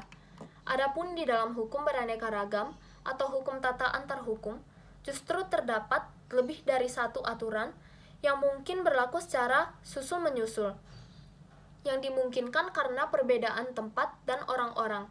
Maka cabang-cabang hukum ini adalah hukum antar waktu, hukum antar tempat, hukum antar golongan, hukum antar agama, dan hukum privat internasional. Keempat, kaitannya dengan hubungan-hubungan hukum. Yang dimaksud dengan hukum formil itu sering dipersamakan orang dengan hukum acara, yaitu hukum yang mengatur tentang tata cara bagaimana kaidah-kaidah hukum atau material dipertahankan. Jelasnya yang memberi ketentuan-ketentuan tentang bagaimana melaksanakan gugatan, bagaimana pemeriksaan persidangan, dan bagaimana melakukan hukuman. Kelima, dengan hal kerjanya. Berikut pelaksanaan sanksinya. A. Hukum kaidah, yaitu ketentuan-ketentuan hukum, baik publik atau privat, di mana dinyatakan ada perintah atau perkenan tentang sesuatu. B. Hukum sanksi, yaitu ketentuan-ketentuan hukum yang menetapkan apakah hukuman yang ada dapat dikenakan kepada seseorang yang melanggar kaidah-kaidah undang-undang atau kaidah-kaidah hukum lainnya. C. Hukum memaksa. Dari sudut lain mengenai hal kerjanya, hukum dapat dibedakan dalam hukum memaksa dan hukum mengatur. Hukum memaksa adalah hukum yang dalam keadaan apapun harus dilaksanakan oleh para pencari dan fungsionaris. Sedangkan hukum mengatur, yaitu tergantung dari syarat-syarat tertentu. Apabila syarat-syarat itu dipenuhi, maka memakai hukum mengatur seperti memakai sendiri. B. Penggolongan klasifikasi yang lazim dipergunakan. Didasarkan pada, pertama, berdasarkan sumbernya. Berhubungan dengan bermacam-macamnya sumber, maka sumber hukum dapat dibagi dalam A. Hukum undang-undang, B. Hukum traktat, C. Hukum kebiasaan dan hukum adat, D. Hukum jurisprudensi, E. Hukum ilmu. Kedua, berdasarkan daerah kekuasaan. Berdasarkan daerah kerjanya, hukum dibedakan antara A. Hukum nasional, B. Hukum internasional, C. Hukum asing. Berdasarkan kekuatan berlakunya atau sanksi, menurut kekuatan sanksinya hukum dibagi dalam A. Hukum paksa atau hukum yang bersifat memaksa, B. Hukum tambahan, yaitu hukum yang dalam keadaan konkret dapat dikesampingkan oleh perjanjian yang dibuat oleh kedua belah pihak. Keempat, berdasarkan isinya. Berdasarkan isinya, hukum dibagi dalam dua golongan. Yang pertama, hukum publik, yaitu hukum yang mengatur tiap-tiap hubungan di antara negara atau alat-alat negara sebagai pendukung kekuasaan penguasa di satu pihak dengan warga negara pada umumnya di lain pihak, atau di setiap hukum yang berhubungan di antara negara dan alat-alat pelengkapnya. Kedua, hukum negara, yang dibagi lagi menjadi hukum tata negara dan hukum tata usaha negara. B. Hukum privat. Hukum privat ialah hukum yang mengatur hubungan antara orang yang satu dengan yang lain dan juga negara sebagai pribadi. Yang termasuk hukum privat adalah hukum perdata, yaitu bertujuan menjamin keadanya kepastian di dalam hubungan antara orang yang satu dengan yang lain. Kedua, hukum dagang. Hukum dagang ialah keseluruhan peraturan yang meliputi perbuatan manusia di dalam masyarakat, terutama di dalam lapangan perniagaan atau perdagangan. Ketiga, hukum perselisihan. Hukum perselisihan ialah hukum yang menerangkan peraturan apa yang menjadi peraturan hukum atau peraturan hukum mana yang berlaku mengenai sesuatu hubungan hukum yang diadakan oleh karena suatu peristiwa hukum yang memuat anasir-anasir yang dapat menyangkutkan dua atau lebih tata hukum atau sistem hukum yang berlainan. Kelima, berdasarkan fungsi dan pemeliharaannya. Berdasarkan atas fungsinya atau pemeliharaannya, hukum dapat dibagi dalam yang pertama, hukum material, yaitu hukum yang mengatur hubungan antara kedua belah pihak atau yang menerangkan perbuatan mana yang dapat dihukum dan hukuman apa yang akan dijatuhkan. Dan B. Hukum formil, yaitu hukum yang menunjuk cara menjalankan. Keenam, hukum berdasarkan bentuknya.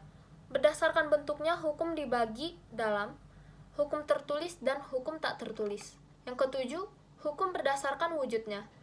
Hukum berdasarkan wujudnya dapat dibagi lagi menjadi hukum objektif, yaitu hukum dalam suatu negara yang berlaku umum dan tidak mengenai orang atau golongan tertentu. Kedua, hukum subjektif, yaitu yang timbul dari hukum objektif yang berlaku terhadap seseorang tertentu atau lebih. Kedelapan, hukum berdasarkan waktu berlakunya. Hukum berdasarkan waktu berlakunya dapat dibagi lagi menjadi yang pertama, ius constitutum, yaitu hukum positif yang berlaku sekarang bagi suatu masyarakat tertentu dan dalam daerah tertentu juga. Yang kedua, ius constituendum, yaitu hukum yang diharapkan berlaku pada waktu yang akan datang. Yang ketiga, hukum asasi atau hukum alam, yaitu Hukum yang berlaku di mana-mana, kapan saja, dan untuk siapa saja segala bangsa di dunia. Bagian 3, ilmu hukum sebagai ilmu kaidah. Bab 21, kaidah hukum dan kaidah sosial. A. Kaidah sosial. Kaidah sosial mengatur tingkah laku manusia di dalam masyarakat dan memiliki macam-macamnya. Yang secara berurutan adalah, pertama, kaidah susila. Kaidah susila adalah kaidah yang paling tua dan paling asli. Kaidah susila juga terdapat di dalam sanubari manusia sendiri karena manusia makhluk bermoral. Contoh kaidah susila adalah, jangan mencuri milik orang lain, berbuat jujur, hormatilah sesamamu, jangan berzina, jangan membunuh. Kedua, kaidah kesopanan. Norma kesopanan adalah ketentuan-ketentuan hidup yang timbul dari pergaulan dalam masyarakat. Contoh kaidah kesopanan adalah, orang yang berusia muda wajib menghormati orang yang lebih tua, meminta izin terlebih dahulu bila ingin memasuki rumah orang lain. Yang ketiga, kaidah agama atau kaidah kepercayaan. Norma agama merupakan ketentuan hidup manusia ke arah yang lebih baik dan benar. Ia mengatur kewajiban-kewajiban manusia kepada Tuhan dan kepada manusia itu sendiri. Contoh norma agama adalah, jangan membunuh sesama manusia, hormatilah kedua orang tua, jangan berbuat cabul, jangan mencuri, dan jangan berzina. Keempat, kaidah hukum. Norma hukum mempunyai sifat memaksa untuk melindungi kepentingan manusia dan pergaulan hidupnya di dalam masyarakat.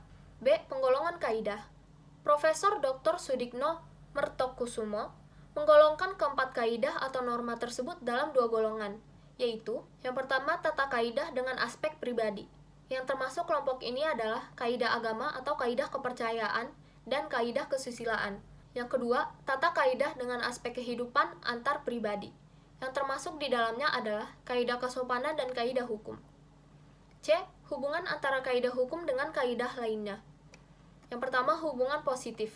Hubungan positif merupakan hubungan yang saling memperkuat. A. Hubungan antara kaidah hukum dengan kaidah agama. Jika manusia mematuhi kaidah agama, takwa kepada Tuhan, maka tidak ada manusia yang mempunyai sikap batin yang buruk, tidak ada rencana berbuat jahat, hubungan antara anggota masyarakat baik, dan masyarakat menjadi tertib dengan segala keadilan. B. Hubungan antara kaidah hukum dengan kaidah kesusilaan. Kalau suara hati setiap pribadi manusia menghendaki agar manusia selalu berbuat baik, maka pribadi-pribadi manusia yang hidup bersama di tengah masyarakat itu juga baik. Dalam pergaulan mereka tidak menimbulkan suatu celah, akhirnya kehidupan masyarakat tertib dan damai. C. Hubungan antara kaidah hukum dengan kaidah kesopanan. Anggota masyarakat yang mengetahui kaidah kesopanan akan selalu bertingkah laku sopan, tidak mengganggu orang lain, sehingga jika semua anggota masyarakat berperilaku seperti itu, masyarakat akan tertib dan damai, maka tujuan kaidah hukum dapat tercapai. Kedua, hukum negatif. Hukum negatif adalah hukum yang saling melemahkan, yaitu jika isi kaidah hukum dan kaidah sosial lainnya saling bertentangan. D. Persamaan antara kaidah hukum dengan kaidah sosial lainnya. Kaidah hukum dengan kaidah lainnya sama-sama melindungi kepentingan perorangan maupun umum, sehingga terdapat tata tertib dalam masyarakat. Persamaan antara kaidah hukum dengan kaidah kesopanan yaitu memandang manusia sebagai makhluk sosial, sudah puas dengan perbuatan lahiriah saja, heteronom atau dikehendaki masyarakat, memberikan kesempatan pihak yang bersangkutan untuk mengadakan reaksi, dan sama-sama memiliki wilayah berlakunya. E. Perbedaan antara kaidah hukum dengan kaidah sosial lainnya. Dilihat dari segi tujuan. Kaidah hukum bertujuan untuk menciptakan tata tertib masyarakat dan memberi perlindungan terhadap manusia beserta kepentingannya. Sedangkan kaidah agama dan kaidah kesusilaan bertujuan untuk memperbaiki pribadi manusia agar menjadi manusia yang baik. Dan sedangkan kaidah kesopanan bertujuan untuk menertibkan masyarakat agar tidak ada korban. Dilihat dari segi isi, kaidah hukum memberikan hak dan kewajiban. Mengatur tingkah laku dan perbuatan lahir manusia di dalam hukum akan dirasakan puas kalau perbuatan manusia itu sudah sesuai dengan peraturan hukum. Kaidah agama dan kaidah kesusilaan hanya memberikan kewajiban saja dan berisi aturan yang ditunjukkan kepada sikap batin manusia. Dan sedangkan kaidah kesopanan hanya memberikan kewajiban saja, dilihat dari segi asal-usul sanksinya. Kaidah hukum asal-usul sanksinya berasal dari luar dan dipaksakan oleh kekuasaan dari luar diri manusia. Kaidah agama, asal-usul sanksinya juga berasal dari luar yang dipaksakan oleh kekuatan dari luar diri manusia, yaitu Tuhan.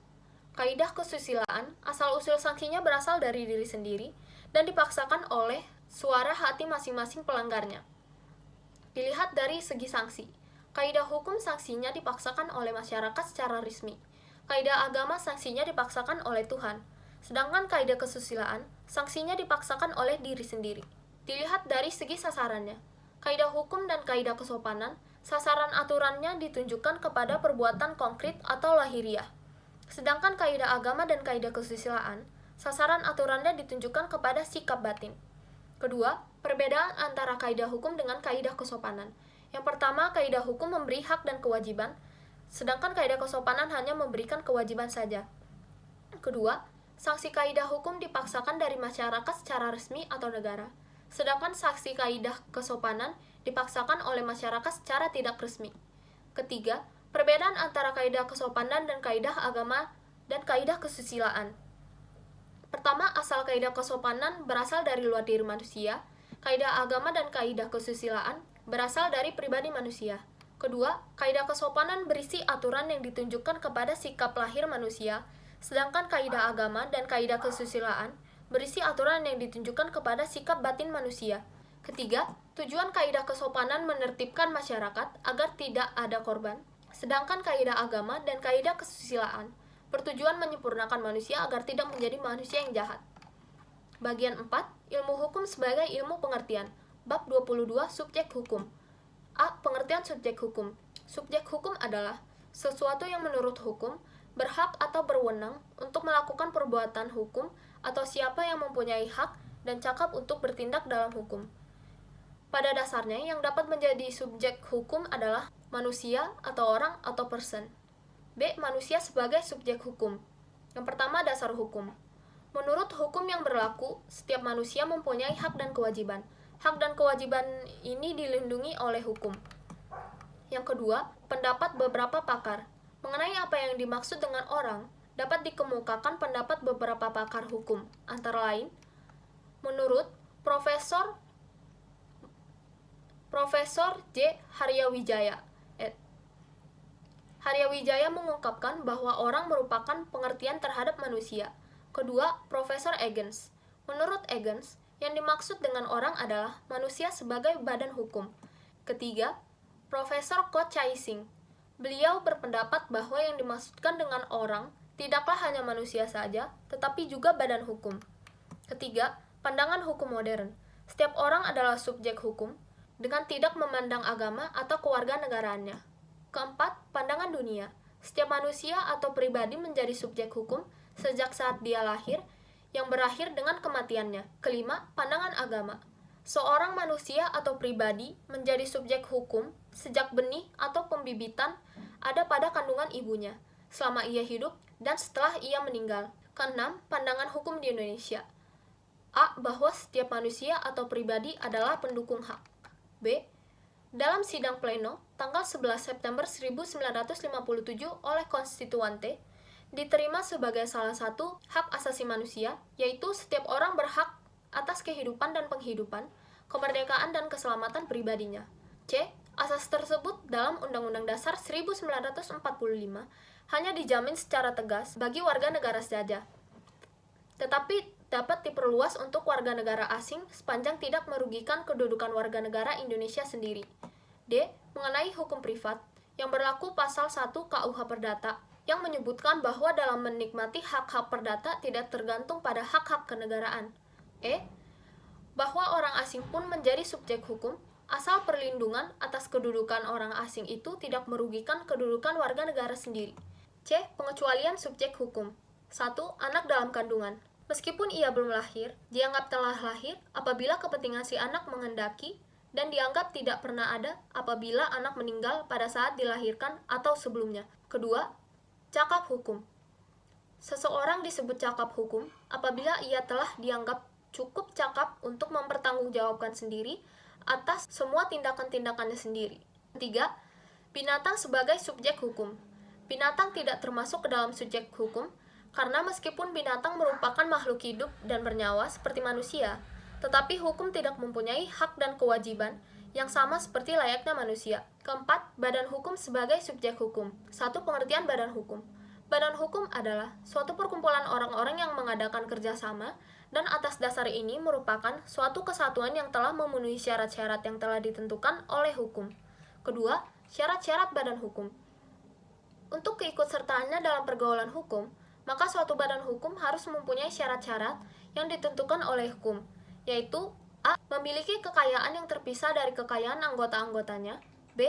Hak dan kewajiban badan hukum terpisah dari hak dan kewajiban anggota-anggotanya. Ketiga, dasar-dasar hukum sebagai badan hukum.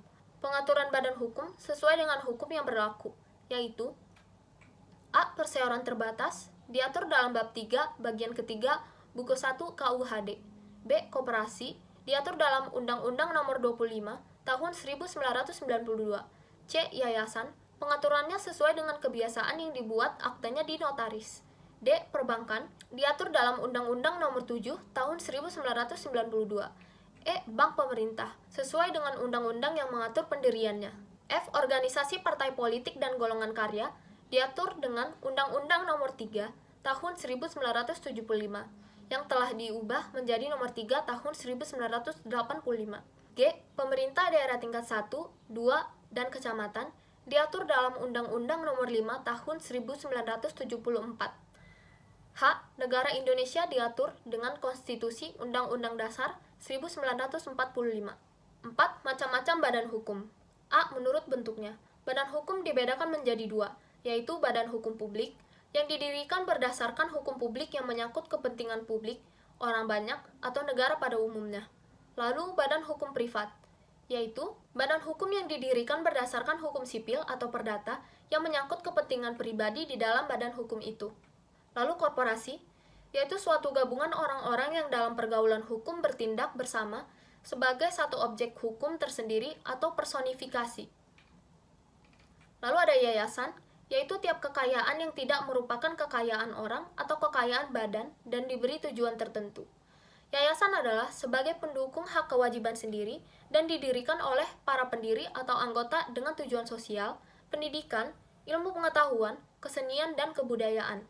B. Menurut jenisnya, badan hukum dapat dibagi dalam dua jenis golongan, yaitu 1. Korporasi, yaitu suatu gabungan orang-orang yang dalam pergaulan hukum bertindak bersama sebagai satu objek hukum tersendiri atau personifikasi. Yang kedua, yayasan, yaitu sebagai pendukung hak kewajiban sendiri dan didirikan oleh para pendiri atau anggota dengan tujuan sosial, pendidikan, ilmu pengetahuan, kesenian, dan kebudayaan. C. Menurut tata atau aneka warna hukum di Indonesia, badan hukum dibedakan menjadi badan hukum menurut Eropa, yaitu badan hukum yang diatur menurut hukum yang dikoordinasikan dengan hukum yang berlaku di negeri Belanda. Kedua, badan hukum menurut hukum Eropa yang tertulis. Badan hukum ini terkenal di bawah nama Badan Hukum Indonesia, yaitu badan hukum menurut undang-undang yang dibuat dengan mengingat pasal 131 ayat 2. Ketiga, badan hukum adat, yaitu badan hukum menurut hukum Bumi Putra yang pada umumnya tidak tertulis. Yang kelima, teori badan hukum. Beberapa teori yang memberi dasar bagi badan-badan hukum, yaitu teori tentang dasar yuridis badan hukum. Yang terkenal ialah A. Teori fiksi. Menurut teori ini, badan hukum dianggap buatan negara. B. Teori kekayaan tujuan. Menurut teori ini, kekayaan badan hukum itu bukan kekayaan seseorang, tetapi kekayaan itu terikat pada tujuannya. C. Teori organ atau teori peralatan atau kekayaan. Menurut teori ini, badan hukum adalah sesuatu yang sungguh-sungguh ada di dalam pergaulan yang mewujudkan kehendaknya dengan perantaraan alat-alatnya yang ada padanya. Bab 23 Objek Hukum. A. Benda sebagai objek hukum. Objek hukum adalah segala sesuatu yang berguna bagi subjek hukum atau manusia atau badan hukum, dan yang dapat menjadi pokok permasalahan dan kepentingan bagi para subjek hukum. Oleh karenanya, dapat dikuasai oleh subjek hukum. Contoh, A dan B mengadakan perjanjian jual beli rumah. Rumah adalah objek hukum. Kedua, dasar hukum. Berdasarkan undang-undang yang mengatur tentang benda yang ada, A. Buku 2 KUH Perdata. B. Undang-Undang Pokok Agraria atau Undang-Undang Nomor 5 Tahun 1960. C. Undang-Undang Nomor 21 Tahun 1961 atau Undang-Undang tentang merek perusahaan dan merek perniagaan. D. Ordonansi Nomor 100 Tahun 1939. E. Buku 2 KUHD. F. Outersuit tahun 1912, Stadsblad tahun 1912, nomor 600.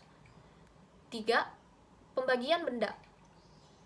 Menurut pasal 503, 504, dan 505 KUH Perdata, benda dapat dibagi ke dalam beberapa kelompok, yaitu A. Benda yang bersifat kebendaan, yang dibagi lagi atas benda bertubuh atau benda berwujud, benda tidak bertubuh atau benda tidak berwujud. B. Manusia sebagai objek hukum. Yang pertama, zaman pendudukan. Manusia dapat menjadi objek hukum sepanjang hak dan kewajiban sebagai subjek hukum dilenyapkan atau dicabut. Dalam keadaan demikian, manusia dianggap sebagai benda yang dapat diperjualbelikan, dapat disewakan, disiksa, bahkan dapat disembelih, seperti binatang tanpa adanya suatu pembelaan. 2. Pandangan hukum modern. Setiap manusia mempunyai kepribadian yang dijamin oleh hukum, sejak lahir di muka bumi sampai meninggal, dan dimasukkan ke liang lahat. Selama itu pula hak asasinya tidak boleh dilanggar oleh siapapun. Ketiga, pandangan agama. Menurut ketentuan agama, maka tidak dibenarkan manusia diperlakukan dan dianggap sebagai objek hukum seperti binatang. Bab 24 Peristiwa Hukum. Peristiwa hukum merupakan suatu kejadian biasa dan kehidupan sehari-hari yang akibatnya diatur oleh hukum. Tidak semua peristiwa mempunyai akibat hukum, jadi tidak semua peristiwa adalah peristiwa hukum. Macam-macam peristiwa hukum. Yang pertama, peristiwa menurut hukum dan peristiwa melanggar hukum. Kejadian atau peristiwa itu dapat terjadi karena perbuatan manusia dan keadaan. Jadi, suatu peristiwa dapat menimbulkan akibat hukum. Kedua, peristiwa hukum tunggal dan peristiwa hukum majemuk. Peristiwa hukum tunggal terdiri dari satu peristiwa saja, sedangkan peristiwa hukum majemuk terdiri dari lebih satu peristiwa. Ketiga, peristiwa hukum sepintas dan peristiwa terus-menerus. Keempat, peristiwa hukum positif dan peristiwa hukum negatif. C. Skema peristiwa hukum menurut isinya. Yang pertama, perbuatan subjek hukum. Peristiwa hukum yang disebabkan oleh subjek hukum manusia atau badan hukum dapat dibedakan dalam A. Perbuatan hukum. Perbuatan hukum adalah setiap perbuatan yang akibatnya diatur oleh hukum, karena akibat tersebut dapat dianggap menjadi kehendak dari yang melakukan perbuatan itu. B. Perbuatan yang bukan perbuatan hukum, yaitu setiap perbuatan hukum yang akibat hukumnya tidak dikehendaki oleh pelakunya, meskipun akibat tersebut diatur oleh hukum. Kedua, peristiwa atau perbuatan yang bukan perbuatan hukum. Peristiwa hukum yang bukan karena perbuatan manusia atau karena perbuatan lainnya dibedakan ke dalam 3 bagian, yaitu A. Kepailitan dan kadaluarsa. B. Perkembangan fisik kehidupan manusia. C. Kejadian-kejadian lain. Bab 25 Hubungan hukum. Hubungan hukum ialah hubungan antara 2 atau lebih subjek hukum. Dalam hubungan hukum, hak dan kewajiban pihak yang satu berhadapan dengan hak dan kewajiban pihak yang lain. B. Segi hubungan hukum. Setiap hubungan hukum mempunyai 2 segi, yaitu kewenangan yang disebut dengan hak, kewajiban, yaitu segi pasif daripada hubungan hukum. C. Unsur-unsur hubungan hukum. Hubungan hukum memiliki 3 unsur, yaitu pertama, adanya orang-orang yang hak atau kewajibannya saling berhadapan. Kedua, adanya objek yang berlaku berdasarkan hak dan kewajiban tersebut. Ketiga, adanya hubungan antara pemilik hak dan pengemban kewajiban, atau adanya hubungan atas objek yang bersangkutan. D. Syarat-syarat hubungan hukum. Yang pertama, adanya dasar hukum, ialah peraturan-peraturan hukum yang mengatur hubungan hukum itu. Kedua, timbulnya peristiwa hukum. E. Macam-macam atau jenis hubungan hukum. Secara umum, hubungan hukum terbagi menjadi 3 macam, yaitu hubungan hukum bersegi 1, hubungan hukum bersegi 2, hubungan antara satu subjek hukum dengan semua subjek hukum lainnya. Bab 26 Hak. A. Pengertian. Dalam ilmu hukum, hak disebut sebagai hukum subjektif. Hukum subjektif merupakan segi aktif daripada hubungan hukum. Hak ini sering tidak meliputi satu kewenangan atau hak saja, tetapi kadang-kadang merupakan suatu kumpulan hak atau kewenangan, misalnya kepemilikan. B. Teori-teori tentang hak. Pada abad ke-19, di Jerman dikemukakan 2 teori tentang hak, yaitu yang pertama, teori yang menganggap hak sebagai kepentingan yang terlindung. Yang kedua, teori yang menganggap hak sebagai suatu kehendak yang diperlengkapi dengan kekuatan. Teori ini mengatakan bahwa hak merupakan suatu kehendak yang diperlengkapi dengan kekuatan yang oleh tata tertib hukum diberikan kepada yang bersangkutan. C. Penyosialan hak. Adanya penyosialan hukum yang mengubah sifat dan tujuan hukum merupakan sifat dan tujuan hak, sehingga hak mengalami perubahan sosialisasi penyosialan. D. Menyalahgunakan hak. Menyalahgunakan hak terjadi apabila terdapat hak yang dijalankan tidak sesuai dengan tujuan, yang artinya perbuatan atas wewenang yang sah sesuai dengan hukum yang berlaku, tetapi perbuatan tersebut menyimpang dari tujuan hak tersebut. Macam-macam hak. Yang pertama, hak mutlak, yaitu setiap kekuasaan mutlak yang oleh hukum diberikan kepada subjek hukum untuk berbuat sesuatu atau bertindak akan memperhatikan kepentingannya. 2. Hak relatif atau nisbi. Hak relatif adalah setiap kekuasaan atau kewenangan yang oleh hukum diberikan kepada subjek hukum lain supaya ia berbuat sesuatu, tidak berbuat sesuatu, atau memberikan sesuatu. Bab 27, perbuatan hukum, bukan perbuatan hukum dan akibat hukum. A. Perbuatan hukum, yaitu setiap perbuatan manusia yang dilakukan dengan sengaja untuk menimbulkan hak dan kewajiban. Perbuatan hukum adalah setiap perbuatan subjek hukum yang akibatnya diatur oleh hukum, karena akibat itu bisa dianggap sebagai kehendak dari yang melakukan hukum. B. Bukan perbuatan hukum. Untuk adanya suatu perbuatan hukum harus disertai dengan pernyataan kehendak. Pernyataan kehendak menjadi suatu batasan untuk adanya atau terjadinya perbuatan hukum. C. Akibat hukum. Akibat hukum adalah akibat suatu tindakan yang dilakukan untuk memperoleh suatu akibat yang dikehendaki oleh pelaku dan diatur oleh hukum. Tindakan ini dinamakan tindakan hukum. Bab 28, masyarakat hukum. A. Batasan masyarakat hukum. Masyarakat hukum adalah sekelompok orang yang hidup dalam suatu wilayah tertentu, di mana dalam kelompok tersebut berlaku suatu rangkaian peraturan yang menjadi tingkah laku bagi setiap kelompok dalam pergaulan hidup mereka. Peraturan-peraturan itu dibuat oleh kelompok itu sendiri dan berlaku bagi mereka sendiri. B. Pembentukan kelompok. Kelompok terjadi karena kodrat manusia itu sendiri sebagai makhluk sosial yang selalu ingin hidup berkelompok. C. Faktor-faktor yang mendorong untuk bermasyarakat. Yang pertama, kebutuhan biologis. Yang kedua, persamaan nasib. Yang ketiga, persamaan kepentingan. Yang keempat, persamaan ideologi. Yang kelima, persamaan tujuan. Faktor-faktor tersebut dapat dirangkum menjadi 3 faktor, yaitu faktor ekonomis, faktor biologis, dan faktor keamanan. D. Macam-macam bentuk masyarakat hukum. Yang pertama, menurut dasar pembentukannya, yang dapat dibagi menjadi 3, yaitu masyarakat teratur, yang merupakan masyarakat yang diatur dengan tujuan tertentu.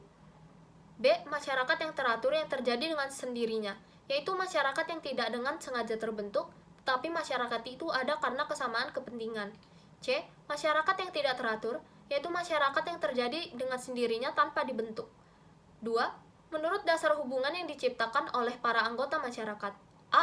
Masyarakat paguyuban, yaitu masyarakat antara anggota satu dengan lainnya memiliki hubungan pribadi. B. Masyarakat patembayan, yaitu masyarakat yang hubungan antar anggota yang satu dengan yang lainnya dan mendapat keuntungan material. Yang ketiga, menurut dasar perikehidupannya dan kebudayaannya. A. Masyarakat primitif dan modern. Masyarakat primitif adalah masyarakat yang masih serba sederhana, baik cara hidup, cara berpakaian, peraturan tingkah laku, dan sebagainya. Sedangkan masyarakat modern adalah masyarakat yang sudah lebih maju dibanding dengan masyarakat primitif mengenai segalanya. B. Masyarakat desa dan kota. Masyarakat desa adalah sekelompok orang yang hidup bersama di desa, sedangkan masyarakat kota adalah sekelompok orang yang hidup bersama di kota. C. Masyarakat teritorial, yaitu sekelompok orang yang bertempat tinggal dalam suatu daerah tertentu.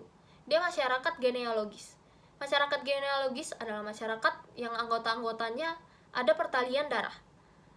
E. Masyarakat teritorial genealogis, yaitu masyarakat yang para anggotanya mempunyai pertalian darah dan bersama-sama bertempat tinggal dalam satu daerah tertentu.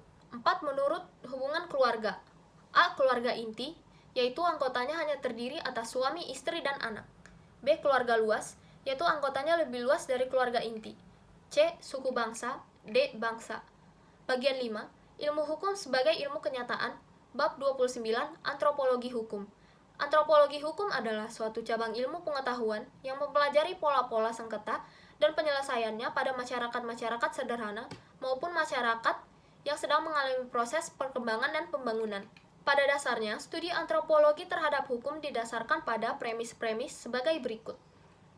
A. Hukum suatu masyarakat atau sistem hukum suatu masyarakat. B. Hukum paling baik dipelajari melalui analisis terhadap prosedur-prosedur yang berhubungan dengan penyelesaian sengketa atau dalam perspektif yang lebih luas. C. Pada gilirannya, prosedur-prosedur akan menjadi penting manakala penelitian dipusatkan pada sengketa sebagai unit deskripsi, analisis, dan perbandingan. D. Agar dapat dibuat suatu laporan yang sah mengenai hukum rakyat, terdapat dua tugas terpisah tetapi berhubungannya perlu digarap. Bab 30 Sosiologi Hukum. Sosiologi hukum adalah suatu cabang ilmu pengetahuan yang secara empiris dan analitis mempelajari hubungan timbal balik antara hukum sebagai gejala sosial dengan gejala-gejala sosial lainnya. B. Objek atau sasaran sosiologi hukum. Sosiologi hukum diantaranya mempelajari tentang perorganisasian sosiologi dari hukum. Objek sasarannya ialah badan-badan yang terlibat dalam kegiatan penyelenggaraan hukum, seperti pembuat undang-undang, pengadilan, polisi, advokat, dan sebagainya. Bab 31 Psikologi Hukum. Psikologi hukum adalah suatu cabang pengetahuan yang mempelajari hukum sebagai suatu perwujudan dari perkembangan jiwa manusia. Bab 32 Sejarah Hukum. Sejarah hukum adalah salah satu bidang studi hukum yang mempelajari perkembangan dari asal-usul sistem hukum dalam suatu masyarakat tertentu dan membandingkan antara hukum yang berbeda karena dibatasi oleh perbedaan waktu. B. Peranan dan fungsi sejarah hukum. Dalam peranannya, sejarah hukum juga berusaha mengenali dan memahami secara sistematis proses-proses terbentuknya hukum, faktor-faktor yang menyebabkan dan sebagainya, dan memberikan tambahan pengetahuan yang berharga untuk memahami fenomena hukum dalam masyarakat. Bab 33 Perbandingan Hukum. Perbandingan hukum adalah ilmu pengetahuan yang usianya relatif muda. Jika dilihat dari sejarahnya, kita ketahui bahwa perbandingan hukum sejak dulu sudah dipergunakan orang. Saat ini negara-negara dunia saling bergantung dan saling membutuhkan hubungan yang erat. Perbandingan hukum lebih diperlukan karena beberapa hal, yaitu: satu, dengan perbandingan hukum dapat diketahui jiwa serta pandangan hidup bangsa lain termasuk hukumnya. Kedua, dengan saling mengetahui hukumnya, sengketa dan kesalahpahaman dapat dihindari. B. Pengertian perbandingan hukum. 1. Perbandingan hukum sebagai metode penelitian. Pada hakikatnya, perbandingan hukum adalah suatu metode penelitian dan bukan hanya suatu ilmu hukum dengan mempergunakan metode membanding-bandingkan hukum yang satu dengan hukum yang lain. Perbandingan hukum dapat mengarah ke dalam beberapa bidang, yaitu yang pertama sejarah hukum, apabila yang dibandingkan adalah hukum yang sifat dan coraknya sama pada masa lampau dengan sekarang. B. Sosiologi hukum, apabila persamaan-persamaan dari lembaga-lembaga hukum yang dibandingkan merupakan inter dan hakikat daripada lembaga hukum yang dibandingkan. C. Bidang filsafat hukum, apabila dua atau lebih sistem hukum di suatu negara dibandingkan dengan sistem hukum di negara lain. 2. Perbandingan hukum sebagai ilmu pengetahuan. A. Bahwa dalam sistem hukum yang sama pun masih terdapat perbedaan. Jadi dua sistem hukum yang sama tidak selalu menunjukkan ciri-ciri yang sama. B.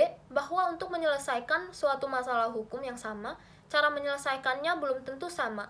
C. Bahwa tidak mungkin ada suatu sistem hukum yang sempurna dan berlaku secara universal. C. Tujuan dari perbandingan hukum. Main dalam bukunya Village Communities dan Pollack dalam bukunya The Histories of Comparative Jurisprudence mengatakan bahwa tujuan perbandingan hukum adalah membantu menyelusuri asal-usul perkembangan daripada konsepsi hukum yang sama di seluruh dunia. Sedangkan Randall mengatakan bahwa tujuan perbandingan hukum adalah usaha mengumpulkan berbagai informasi mengenai hukum asing dan usaha mendalami pengalaman-pengalaman yang dibuat dalam studi hukum asing dalam rangka pembaruan hukum. D. Fungsi daripada perbandingan hukum. 1. Perbandingan teoritis daripada perbandingan hukum. Perbandingan hukum dalam pengembangan ilmu hukum dianggap sangat penting karena melalui perbandingan hukum dapat diketahui bahwa hukum yang dimiliki oleh suatu negara berbeda dengan hukum yang dimiliki oleh negara lain. 2. Fungsi praktis daripada perbandingan hukum. Perbandingan hukum sangat bermanfaat di dalam praktik hukum, khususnya bagi applied research dan pembentukan hukum baru. Fungsi perbandingan hukum dalam pembinaan hukum. A. Melalui perbandingan hukum kita dapat mendalami bermacam-macam sistem hukum. B. Perbandingan hukum membuka mata kita untuk menunjukkan adanya berbagai macam cara untuk menyelesaikan masalah-masalah hukum.